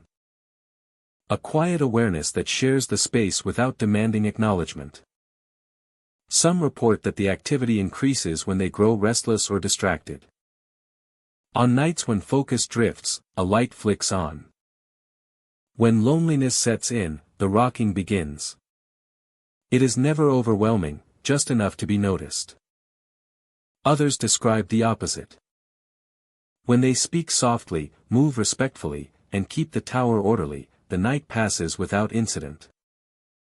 The lights stay off. The chairs remain still. The forest feels distant and calm.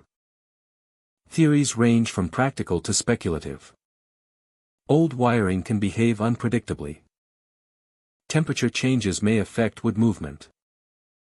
Subtle air currents could go unnoticed. These explanations address individual events, but not their coordination. The former watcher is often mentioned quietly in conversation. Some believe the tower remembers its caretaker, repeating familiar routines. Turning on lights. Sitting by the window. Passing time in stillness. The rocking chairs may echo long hours spent watching the forest breathe. Others believe the tower itself has taken on a pattern of behavior, shaped by years of solitude and repetition. The structure responds to presence, not identity. It moves and lights itself as a way of maintaining rhythm. Those who spend enough nights here begin to adjust. Fear gives way to acceptance. The events lose their shock and take on a strange comfort. The lights feel less intrusive, more like reminders. A few watchers report speaking aloud, acknowledging the activity without challenge. They note that afterward, the night feels lighter, the presence less pronounced. The tower seems content to be recognized, not questioned. By morning, everything returns to normal. The chairs are still. The lights are off. Sunlight fills the room, revealing nothing out of place. Logs written in daylight feel distant, almost exaggerated. Visitors who stop by during the day rarely sense anything unusual. The tower feels quiet, practical, and well-maintained. The forest below looks peaceful, untouched by the stories whispered about the night. Pine Widow Lookout continues to stand, fulfilling its role above the trees. It watches for change, for smoke, for signs of disturbance. A memory of solitude. A pattern of care repeated even after the one who began it was gone. And when night falls, and the lights turn on without a hand, and the chairs begin their gentle motion, the tower feels less like an empty post and more like a place that remembers how to keep watch, even when no one is truly alone. Silent Flame Lookout stands on a ridge of pale stone overlooking a wide stretch of forest. The tower was built for observation and safety, a simple structure designed to spot distant fires before they spread. During the day, it feels clean and exposed, open to wind and light. Nothing about it suggests danger or decay. Yet after sunset, the lookout earns its name in a way no manual ever described. As night settles in, the first thing people notice is the smell. It arrives gradually, carried on still air, unmistakable and strong. The scent of smoke fills the tower, sharp and dry, like old embers stirred back to life. Rangers often pause, checking equipment and scanning the horizon, expecting to see a glow in the distance. There is never any sign of fire. The smell does not fade. It clings to clothing and hair, lingering in the back of the throat. Some describe it as fresh smoke, others as something older, colder, as if the fire burned long ago and left only memory behind. Ventilation offers no relief. Opening windows only lets the scent spread more evenly through the space. Along with the smell come the marks. Dark streaks appear on the interior walls, thin and uneven, like scorch marks left by heat. They form in corners, near beams, sometimes along the ceiling where smoke would naturally gather. The marks are warm to the touch at first, though never hot enough to cause pain. No sparks fall. No flames appear. The tower remains silent. Rangers document the markings carefully. Photographs are taken. Measurements recorded. The marks do not spread. They do not deepen. They simply exist, faint but undeniable. As if drawn by unseen hands. Some nights bring only a few. Other nights leave entire sections of wall discolored. By morning, they are gone. Daylight reveals clean surfaces, untouched wood and metal. Where the marks once were. No residue remains. No ash, no smell, no heat. Maintenance crews find nothing unusual. Air quality tests show no smoke particles. Structural inspections reveal no damage. The cycle repeats night after night. Veteran rangers grow accustomed to it. They learn to work through the smell, filing reports and keeping watch while surrounded by something that should not be there. Newer staff often struggle, distracted by the constant reminder of fire where none exists. Training materials mention the phenomenon briefly, without explanation. Attempts to identify a source have failed. No nearby burn sites. No underground vents. No chemical reactions in the materials. The tower has never suffered a fire in its recorded history. Yet the smell suggests familiarity, as though the structure knows smoke intimately. Some rangers report additional sensations during heavy nights. The air feels thicker, pressing gently against the skin. Sounds become muted, footsteps duller, voices quieter. It feels as if the tower is wrapped in something unseen, insulated from the outside world. A few describe fleeting warmth, like standing near a fire without seeing it. The sensation never lasts long and leaves no trace. Others feel nothing beyond the smell and marks, though all agree the atmosphere changes after dark. Local stories speak of an earlier lookout that once stood on the same ridge. According to fragments of record and rumor, it was lost during a storm long ago. No official reports mention fire, yet the stories insist flames were seen, burning without sound, consuming the structure quietly. By morning, nothing remained but scorched ground. Whether these stories hold truth is impossible to verify. What remains is the present tower, standing where another once stood, experiencing nights filled with smoke but no flame. Scientists who have studied the site propose psychological explanations. The mind associates isolation and night watch with fire risk. The smell may be imagined, reinforced by suggestion. The marks could be condensation patterns or mineral residue reacting to temperature changes. These explanations falter under scrutiny. Independent observers with no prior knowledge report the same experiences. Instruments detect subtle temperature shifts that do not align with known causes. Chemical analysis finds nothing that could produce the odor. The marks appear and disappear too cleanly to be residue. One long-serving ranger wrote that the lookout feels like it is remembering something. Not reenacting a fire, but acknowledging it. As if the structure holds an impression, replaying it nightly without the energy or destruction of real flame. Despite the unease, no one has ever been harmed at Silent Flame Lookout. There are no burns, no smoke inhalation, no alarms triggered. The phenomenon remains contained, controlled in its own quiet way. This restraint makes it harder to dismiss, but also harder to fear directly. Most rangers adapt by routine. They log the smell. They note the marks. They carry on. Over time, the experience becomes another part of the night shift, expected but never fully comfortable. Visitors rarely notice anything unusual unless they stay after dark. Those who do often leave early, unsettled by the contradiction of smoke without fire. Some report dreaming of embers and shadows long after they leave, though these effects fade. Silent Flame Lookout continues its work, scanning the forest for real danger while surrounded by an echo of something unreal.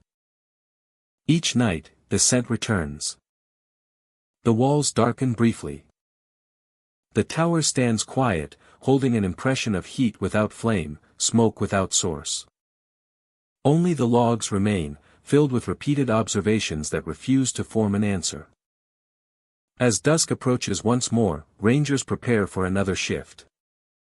They know what will come. The smell will rise. The marks will appear. Silent Flame Lookout will remember, quietly and completely, something that no longer burns, yet never truly went out.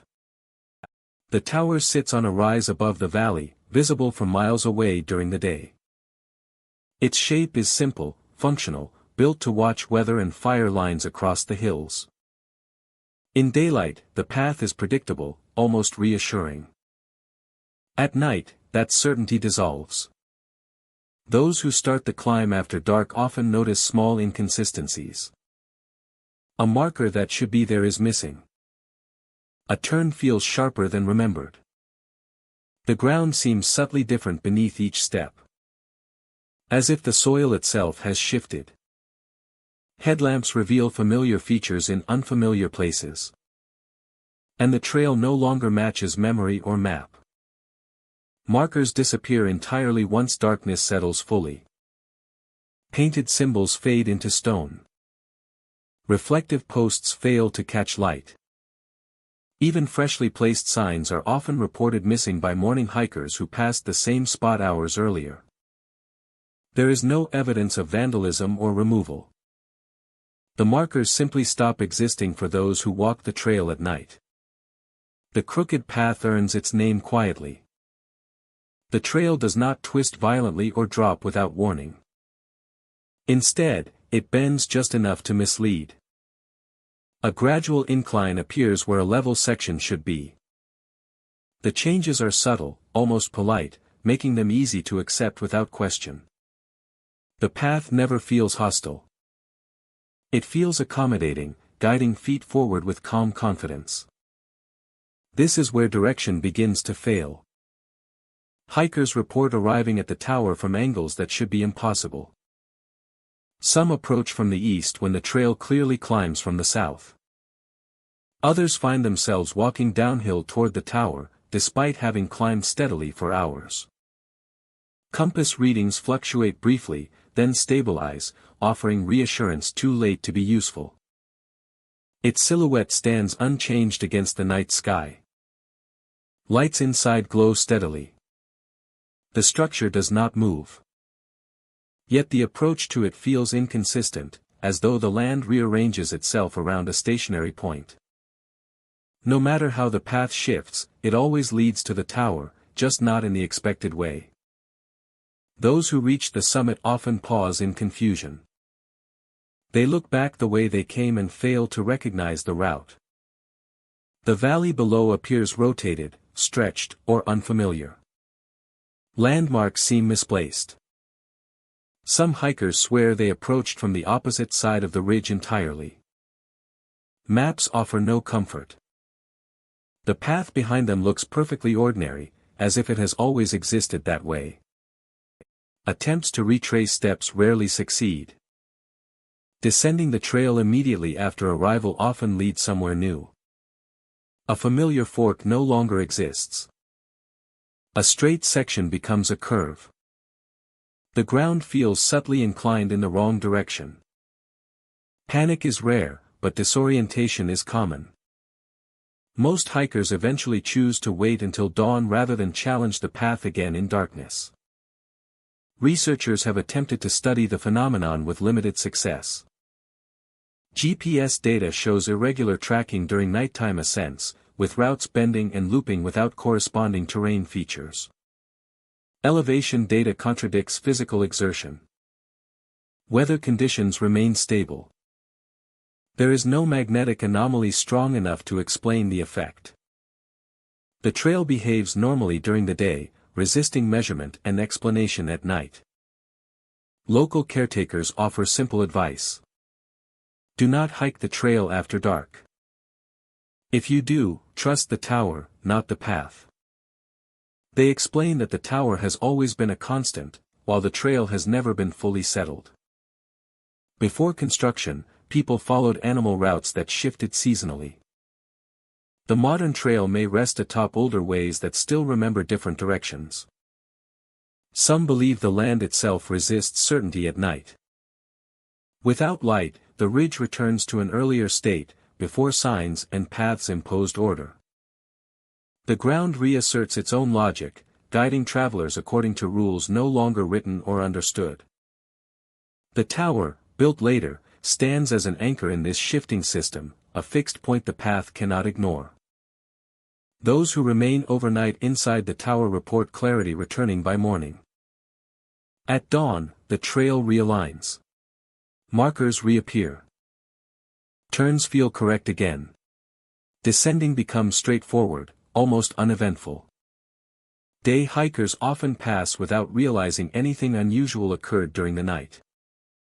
Only those who walked in darkness carry the memory of wrong directions that still somehow led to the right place.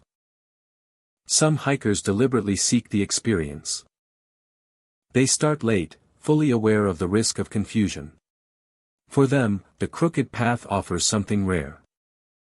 A reminder that arrival does not require understanding the route. They speak of learning to release expectation and allow the path to unfold without resistance.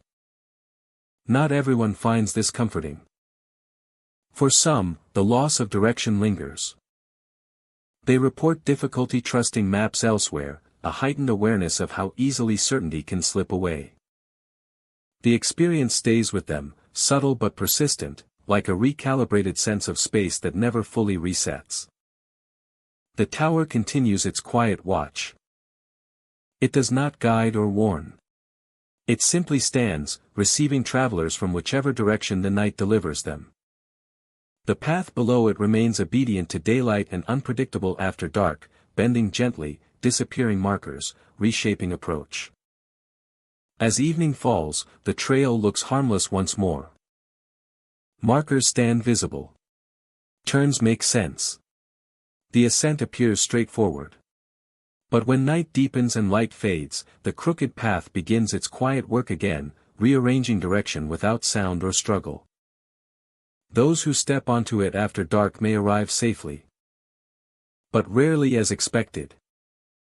And when they finally stand at the tower, looking back at a route they do not recognize, they understand that some paths are not meant to be followed the same way twice. Especially when the land decides to lead instead. Red Eye Lookout rises above a dense forest, perched on a jagged ridge that overlooks miles of trees. The tower is tall and weathered, its wooden structure darkened by years of exposure to wind, rain, and sun. From the platform, the forest stretches endlessly, shadows pooling beneath tree canopies and mist rising from low valleys.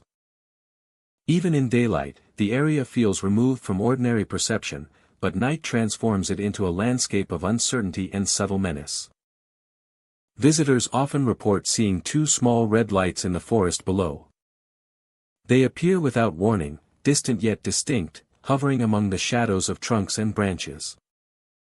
The lights are steady and bright, casting a soft reflection on leaves and undergrowth. At first, they seem static, but those who move along the lookout platform notice the lights respond to motion. Steps, gestures, and shifts in position appear to influence their placement, as though the lights are tracking movement with deliberate intent. The red lights possess an unsettling intelligence. They follow movement without hesitation, gliding smoothly among the trees. Attempting to focus on them brings only darkness or the natural shapes of the forest. Peripheral vision reveals them again, hovering at a distance, maintaining attention without allowing direct observation. The effect on visitors is immediate. Peripheral awareness is heightened, every shadow and sound becomes charged with potential significance. The forest seems alive, responsive to presence, yet inaccessible to conventional sight. Leaves rustle and branches shift in subtle patterns that coincide with the movement of the lights, enhancing the impression that the forest itself participates in the phenomenon. Fog often settles along the ridge and forest floor. Mist curls around tree trunks, softening edges and making distance difficult to judge. The red lights appear more vividly, their color contrasting sharply with the muted tones of fog and shadows. The interplay of light, mist, and forest heightens a sense of disorientation, creating an immersive experience where perception is tested and reality feels flexible. Observers report the lights maintain a consistent behavior, moving in tandem with motion while avoiding direct gaze. They appear to anticipate footsteps along the platform, adjusting position almost instantaneously. When one stops, the lights pause or shift to new vantage points, as though evaluating the scene from multiple angles. The effect is subtle yet compelling, a constant reminder of awareness beyond human perception. Sound behaves unusually in the forest below. Rustling leaves, distant wildlife, and wind combine with the movement of the lights to create a layered auditory environment. Steps on the platform echo differently than expected, sometimes amplified, sometimes muted. Hikers report that every sound seems to carry intention, reinforcing the sensation of observation and focus. The red lights operate within this network of visual and auditory stimuli, producing a phenomenon that engages body and mind simultaneously. Psychological responses are heightened.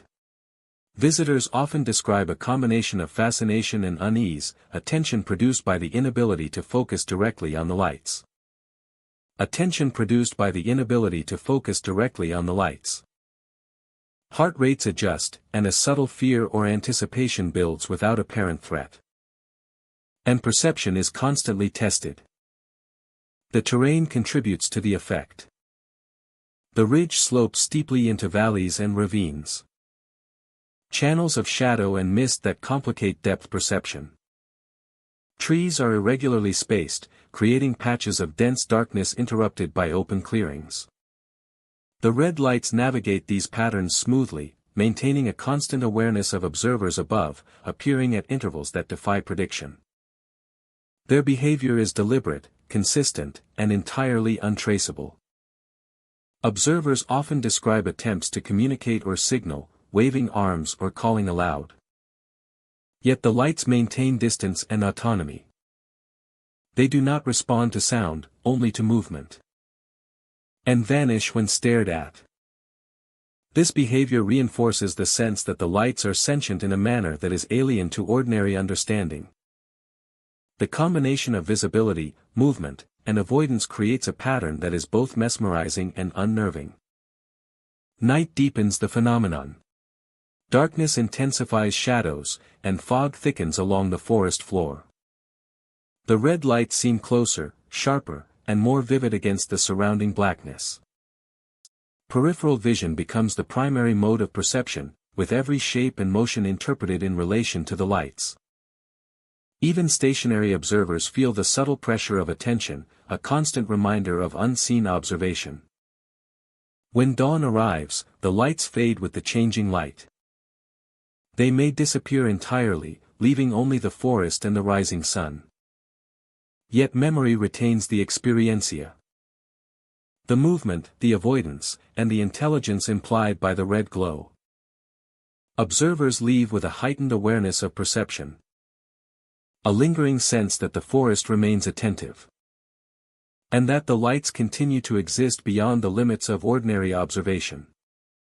Red Eye Lookout endures as a site of visual and perceptual mystery. The red lights continue to follow motion, avoid direct gaze. And evoke a profound sense of awareness in those who encounter them. Shadows, mist, and the irregular terrain enhance the effect. Creating a space where ordinary perception is challenged. Visitors depart with the impression of observation, intelligence, and presence beyond the natural. A reminder that some phenomena exist at the edges of sight and comprehension. The tower was built for communication, a relay point meant to keep voices connected across long distances of wilderness. During the day, the lookout functions as intended. The equipment hums softly, steady and predictable. Night reveals a different purpose. The night. As darkness settles, the air around the tower grows still. The distant landscape fades into shadow, leaving the lookout suspended above a sea of quiet. It starts with static. A low hiss slips through the speakers, uneven and persistent. Adjusting the dials does little to remove it. Frequencies that should be clear carry faint interference, as if overlapping with something older, something not fully gone. Then the voices emerge. They arrive without warning, cutting through the static with sudden clarity. The tone is urgent but controlled, the way trained voices sound when trying not to panic. Names are spoken. Locations are referenced. Dates are mentioned in passing, woven into the call as if the listener already understands. At first, the messages seem current. The cadence matches standard distress protocols. The calls repeat basic information, asking for acknowledgement, requesting assistance, waiting for confirmation that never comes. Watchers respond instinctively, reaching for the microphone, preparing to answer. But something always feels wrong. The timestamps do not align. The call signs are outdated. The phrasing belongs to another era. The realization arrives slowly, accompanied by a chill that has nothing to do with temperature. When the names are checked later, they match records of missing persons, hikers, pilots, and travelers who vanished years, sometimes decades ago. The dates spoken over the radio correspond exactly to the day those individuals were last reported alive. The realization arrives slowly, accompanied by a chill that has nothing to do with temperature. The radio does not broadcast these calls every night. It chooses moments of deep quiet, when other traffic is absent. The voices never overlap. Each call stands alone, complete, as if preserved in time and released intact. Those who listen describe the experience as deeply unsettling, not because of fear, but because of familiarity. The voices sound real.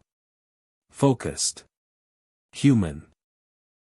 They do not echo or distort like recordings. They sound present. Some calls end abruptly, cutting off mid-sentence. Others fade slowly, swallowed by static. None are answered. Attempts to record the broadcasts yield mixed results. Some recordings capture fragments. Others capture only static, despite clear audio being heard in real time. The inconsistency adds to the mystery. Yet the pattern continues. Long-term staff at Last Call Lookout keep quiet logs, documenting dates and content of the transmissions. Over time, the list grows. The accuracy remains disturbing. Names align. Places match search areas. Details mirror old reports with precision that would be difficult to fabricate. The calls never ask for rescue directly. They request contact. Confirmation. Guidance. They sound like the final attempt to reach someone before hope fades. Those who hear the broadcasts often feel a heavy responsibility afterward. Sleep comes slowly. The voices linger in memory, repeating phrases that feel unfinished. Some describe a sense of having failed someone, despite knowing there was nothing they could do. There are strict rules about responding. No one is permitted to answer the calls. Experience has shown that transmitting during a broadcast causes the radio to shut down completely for hours afterward. Power remains on, but all communication ceases, as if the system withdraws. When the radio returns, it behaves normally, as though nothing happened. Theories abound. Some suggest atmospheric conditions allow old signals to bounce and resurface, carried by unusual ionospheric reflections. Others believe the radio equipment is sensitive to rare interference patterns, reconstructing fragments of past transmissions. Yet none of these explanations address why the calls arrive with full context, complete sentences, and emotional tone intact. Or why they only appear at this specific location. Among staff, a quieter belief circulates. That Last Call Lookout sits at a crossroads of communication, where messages meant to be heard linger when unanswered. That the tower does not create the calls, but receives them long after they were first sent. Those who subscribe to this idea believe the lookout serves as a final listener. A place where lost voices complete their final transmission, even if no reply ever comes. Over time, some watchers begin to recognize patterns in the calls. Certain weather conditions precede them. Certain hours repeat. The radio seems to prefer still nights, when sound carries farther. The world feels suspended. The voices never repeat the same message twice. Each call is unique. Once it ends, it is never heard again. By morning, the radio returns to routine chatter. Daylight erases the tension. Logs are updated carefully, neutrally. The tower resumes its official role. Visitors who pass through during the day notice nothing unusual. The equipment looks modern. The ridge feels peaceful. There is no sign of the voices that pass through after dark. The equipment looks modern. The ridge feels peaceful. There is no sign of the voices that pass through after dark. Last Call Lookout remains a place defined by listening. It does not answer. It does not intervene. It bears witness. And when night falls, and the static rises once more, the tower waits quietly, ready to receive voices that have already been lost, offering them one last chance to be heard, even if the world they called for is no longer listening. Split Peak Tower stands on a mountain that looks as though it was cut in half by force. The summit is split by a deep fracture, two stone shoulders leaning away from each other with a narrow gap between them. The lookout tower rises from the higher side, anchored into rock scarred by centuries of storms. From a distance, it appears exposed, almost vulnerable, framed by open sky on every side. This peak is known for lightning. Storms gather here more often than surrounding mountains, drawn upward by elevation and shape. Engineers designed Split Peak Tower to endure this. Grounding rods run deep into the mountain. The structure is reinforced, inspected regularly, and considered safe by every measurable standard. Lightning rods take direct hits night after night, channeling energy harmlessly into the rock below. Yet during storms, something appears that no design accounted for. Rangers shelter inside the tower as lightning flashes surround them, counting seconds between thunderclaps, monitoring equipment. Rain lashes the windows. Wind pushes hard enough to make the structure tremble. Visibility drops to almost nothing beyond the catwalk that wraps around the tower. It is during these moments that figures are seen standing outside. They appear suddenly, usually after a close lightning strike. One moment the catwalk is empty, slick with rain. The next, shapes stand motionless along the railing. They do not move when lightning strikes again. Rain passes through them or around them, leaving no sign of impact. The figures do not glow. They do not flicker. They are darker than the surrounding storm, defined by absence rather than light. The figures do not move when lightning strikes again. Rangers describe them as silhouettes made solid, unaffected by wind, water, or electricity. The most unsettling detail is their stillness. Lightning crashes close enough to shake the tower, yet the figures do not react. No flinch. No turn of the head. Bolts strike the rock mere feet away, illuminating the catwalk in harsh white light, revealing the figures in perfect clarity. When the light fades, they remain. Rangers are trained to avoid the catwalk during storms. Protocol demands they stay inside until conditions improve. Some cannot resist watching through reinforced glass, counting the number of figures, noting their positions. There are never more than 3 at a time. Sometimes only 1. When storms pass, the figures vanish. They do not leave. They do not fade gradually.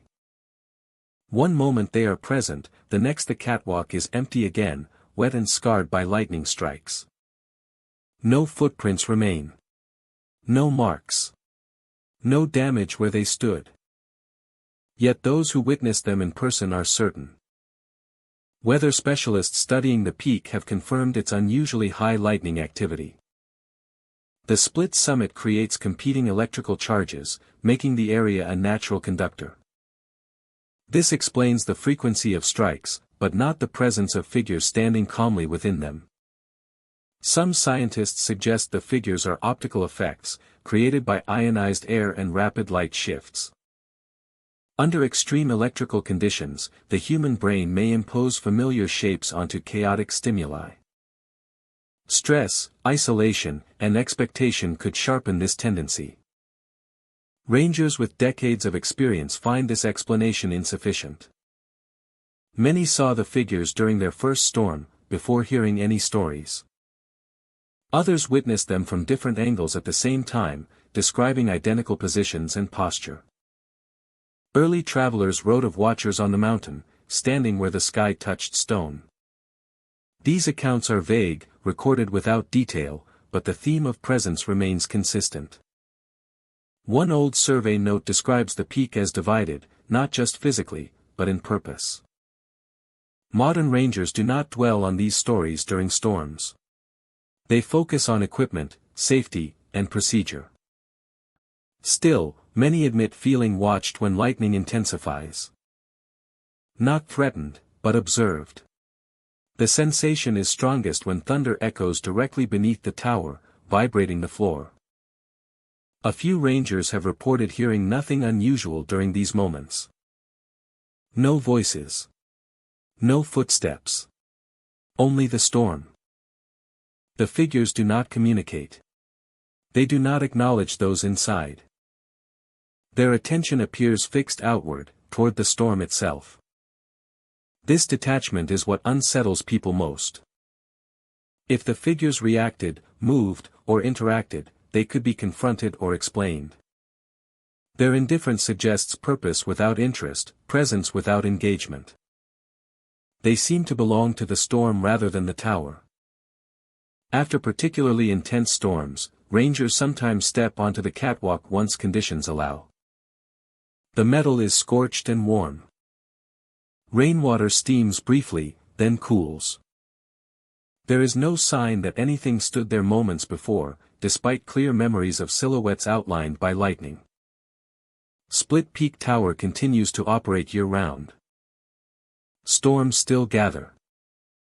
Lightning still strikes with unusual frequency. The figures continue to appear, unchanged, unresponsive, and unrecorded in any official capacity beyond private logs. New rangers are told only what they need to know. Stay inside during storms. Trust the grounding systems. Report anything unusual. The rest is learned through experience. The tower stands firm between two halves of stone. Lightning reaches down again and again, drawn to the peak with unwavering certainty. And during the heart of the storm, on the exposed catwalk where no one should stand, figures remain in place, untouched by rain or electricity, watching the storm as if it belongs to them. Needle Point Lookout rises from the ridge like a solitary spike, thin and vertical against the sky.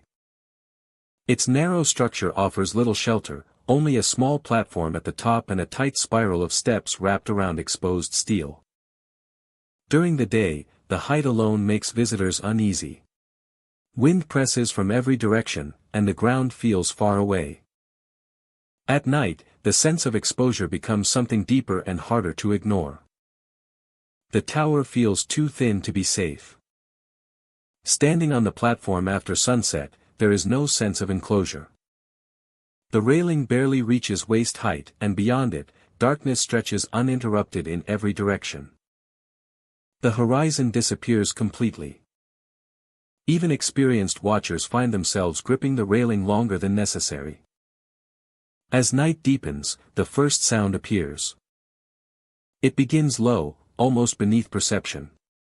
A faint scrape, irregular and distant, coming from somewhere below the platform. But the sound returns, clearer this time. A deliberate scratching, slow and methodical, tracing the base of the tower. Those stationed above soon realize the sound is circling. It does not remain in one place. It moves around the foundation, completing slow laps with patience that feels intentional. The scratching never climbs. It stays low, always at ground level, always just out of sight. There are no accompanying footsteps, no heavy impacts, only the persistent contact of something against metal and stone. Vibrations travel upward through the narrow structure, subtle but unmistakable. Each scrape carries through the metal frame and into the platform. Standing still becomes difficult. The sensation is not loud, but intimate, as though the tower itself is reporting what is happening below. Attempts to illuminate the base rarely help. Flashlights reveal only empty ground and the tower's own shadow stretching outward. The scratching continues regardless of where the light points. It never reacts to attention. It never speeds up or retreats. The motion remains steady, circling again and again with quiet focus. Observers report that the sound can last for hours. From shortly after dusk until well past midnight, the scratching continues without interruption. Animals scratch briefly. Wind shifts unpredictably. This sound does neither. Despite the duration, no physical marks are found by morning. The base of the tower shows no new damage. No grooves. No disturbed soil. The metal remains intact. Whatever circled the tower leaves no trace except memory and the lingering tension carried by those who listen through the night. Some watchers describe a growing awareness of being measured. The sound does not feel aggressive. It feels observational. As if something is learning the shape of the tower through repetition. Each circuit reinforces the impression that the motion has purpose. Though that purpose remains unclear. Leaving the platform does not stop the sound. Those who descend the stairs report hearing the scratching continue even as they move downward. Only when they reach a certain distance from the tower does it fade. Not abruptly, but gradually. As though the sound belongs to the structure rather than the ground itself. Local caretakers acknowledge the reports without embellishment. They advise night watchers to remain above and not investigate the base. No explanation is offered. The phenomenon has occurred for decades without escalation. No one has been harmed. The scratching has never attempted to climb, strike, or breach the tower. It simply circles. Some speculate the tower's narrow profile plays a role. Its shape concentrates sound and vibration, making minor disturbances feel significant. Others argue the consistency rules out natural causes. The sound behaves too precisely, too patiently, to be dismissed easily. A former night observer described the experience as waiting. Not waiting for something to happen, but waiting with something already present. The hours stretch differently. Attention narrows. The sound finally stops near dawn. The silence feels heavy rather than peaceful. Morning brings no answers. Sunlight reveals nothing unusual around the base. The ground looks ordinary. The ridge resumes its quiet routine. Birds return. Wind moves freely. The tower appears harmless again, a slender structure against open sky. Yet those who heard the circling rarely forget it. They remember the patience of the motion. The way it never hurried. The way it never revealed itself. Some avoid the lookout after dark. Others return deliberately, compelled by the unanswered presence that never crossed a line. Needle Point Lookout continues to stand, unchanged. At night, it remains exposed, narrow, and alone against the dark. And when the scratching begins again, slow and steady at its base. The tower does what it has always done. It holds its ground, listens, and waits. Until morning arrives and the sound withdraws without explanation. Leaving the ridge quiet once more. The one still manned rises above a steep ridge, a lone tower overlooking a vast expanse of forested hills and deep valleys.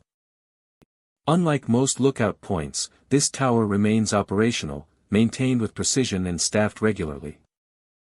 Visitors and new watchers arriving for duty report the same unsettling phenomenon. No matter the time of day or season, a sense of presence lingers, a certainty that they are never truly alone. The structure itself is solid, built from reinforced timber and steel, with platforms and stairways worn smooth from decades of use. The wind whistles through gaps in the wood, producing low tones that mingle with the sound of distant wildlife.